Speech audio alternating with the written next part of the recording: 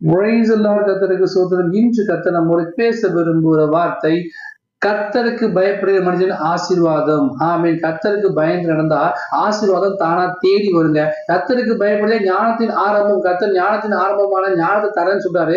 அது மட்டும் இல்லாம சங்கீதம் 112 அதிகாரம் 1 என்ன சொல்லுதுன்னா, அல்லேலூயா, கர்த்தருக்கு பயந்து அவர் கட்டளையிலும் பிரியமா இருக்க மனுஷன் பாக்கியவான். கர்த்தருக்கு பயந்து நடந்தா ஆசீர்வாதம் எப்படி வரும் சொல்லி பெரிய லிஸ்டே சொல்றாரு. எங்கன்னா சங்கீதம் 128 சொல்றாருங்க. கர்த்தருக்கு பயந்து அவர் வழியில் நடக்கிறவனோ அவன் பாக்கியவான். உன் கைகளின் பிரயாசத்தை நீ சாப்பிடுவாய், உனக்கு பாக்கியம் நன்மை உண்டா இருக்கும். உன் கையின் பிரயாசத்தை ஆசீர்வதித்து அது விரயமாய் போகாதபடிக்கு, ஆஸ்பத்திரிக்கு மருந்து மாத்திரை கடந்து போகாதபடிக்கு நீ சாப்பிடுவாய்ன்னு கர்த்தர் சொல்றாருங்க.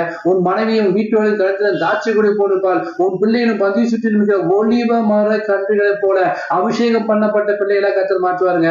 இதோ கர்த்தருக்கு பயப்படுகிற மனுஷன் இவ்விதமாய் ஆசீர்வதிக்கப்படுவான். கர்த்தர் சீயோனிலிருந்து உன்னை ஆசீர்வதிப்பார். நீ ஜீவனாலாம் எருசலேமின் வாழ்வை காண்பாய். நீ உன் பிள்ளைகளையும் இஸ்ரவேலுக்கு உண்டான சமாளத்தை காண்பாய். லிஸ்டே சொல்றாருங்க.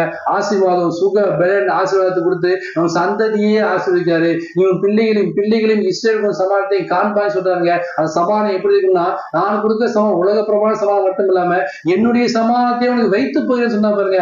அப்படிப்பட்ட சமாள தேவன் உங்களை ஆசீர்வதித்து சுகத்தை கொடுத்து, பலத்தை கொடுத்து, ஆரோக்கியத்தை கொடுத்து, சமாளத்தை கொடுத்து, விடுதலை கொடுத்து, எல்லாவற்றையும் கொடுத்து கர்த்தர் உங்களை ஆசீர்வதிப்பாரு. செய்ய வேண்டிய ஒரே விஷயம், கர்த்தருக்கு பயப்படணும், அவர் வசனத்துக்கு பயப்படணும், அவர் சமூகத்துக்கு பயப்படணும், அவர் வார்த்தைக்கு பயப்படணும். அப்படி பயந்து நடக்கும்போது ஆசீர்வாதம் உங்களை தானா தேடி வரும். இந்த லிஸ்ட்ல ஆசீர்வாதம் உங்களை தானா தேடி வரும்னா செய்ய வேண்டிய ஒரே விஷயம், கர்த்தருக்கு பயப்படுங்க, ஆசீர்வாதத்தை பெற்றுக்கொள்ளுங்க.